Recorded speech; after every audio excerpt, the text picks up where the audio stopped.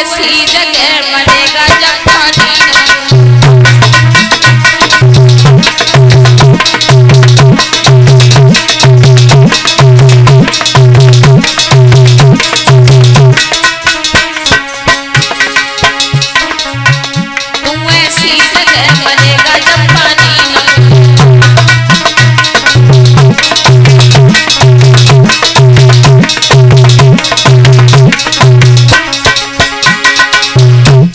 ऐसा ही नहीं भक्तों, जवाब दिया है धीरे धीरे जब समय व्यतीत हुआ। महारानी पवन रेखा ने कि ओरे मेरे अंदर अगर शक्ति होती तो मैं तुझे जला करके भस्म कर देती। मेरे अंदर शक्ति तो नहीं है लेकिन मैं तुझे श्राप देती हूँ, तू ऐसी जगह मरेगा तुझे कोई पानी देने वाला नहीं होगा। दुर्मिलिक नाम का राक्षस ने जवाब दिया, अरे रानी पागल हो गई हो, तुम्हारी गर्भ से इतना सुंदर पुत्र पैदा होगा जो राजा नर क्या देवता तक घबरा जाएंगे। और जवाब दिया है उस पापी ने कि रानी कि मेरे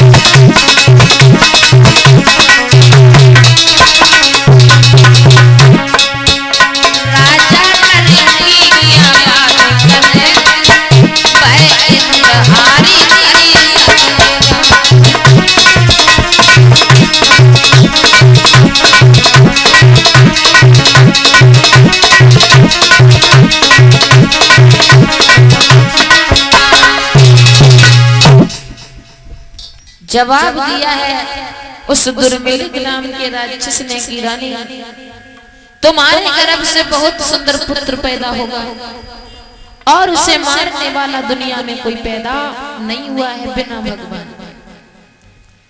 देवता तक घबरा जाएंगे और आम इंसानों की तो कोई बात ही नहीं है।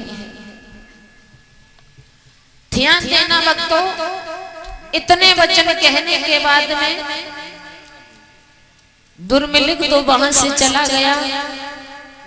इधर रानी जब लौट करके आई परीक्षित महाराज तो संग की सहेलियों ने पूछा कि बहन ये तुम्हारी ओठों की लाली गालों पे कैसे आ गई,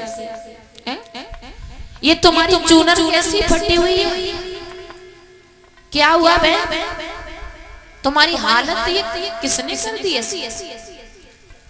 आज मैया ने अपनी इज्जत बचाते हुए जवाब दिया, बहना तुम तो चली गई लेकिन मुझे एक ऐसा बंदर मिला जिसने मेरा ये हाल कर दिया। और क्या बोली है, अरे तुम तो गुइया निकली गई,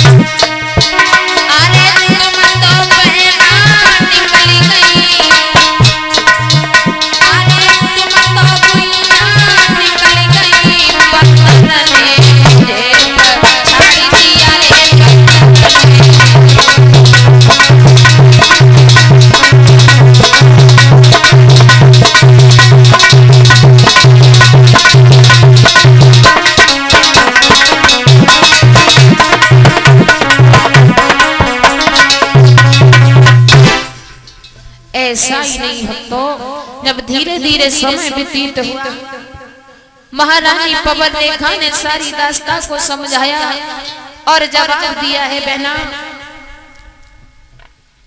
आप पीछे को रह गई, मुझे एक ऐसा बंदर मिला जिसने मेरे सारे श्रृंगार को बिगाड़ दिया। इतने वचन कहने के बाद में भक्तों महारानी पवन रेखा जो थी अपने महलों में लौट करके आई। इधर धीरे धीरे जब समय व्यतीत हुआ भक्तों,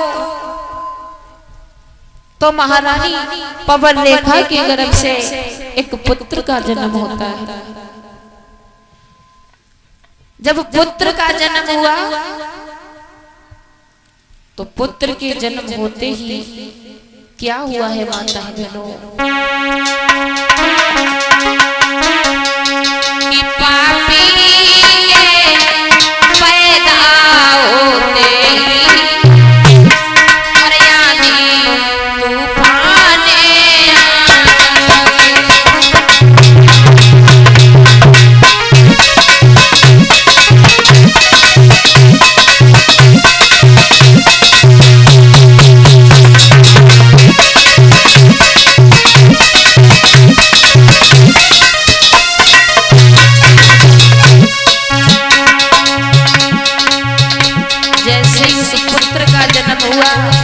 तो आंधी तूफान आ गया। पापी के पैदा होते आंधी तूफाने आने, राजा नरकिया बात करे, देवता कलकी घड़ा।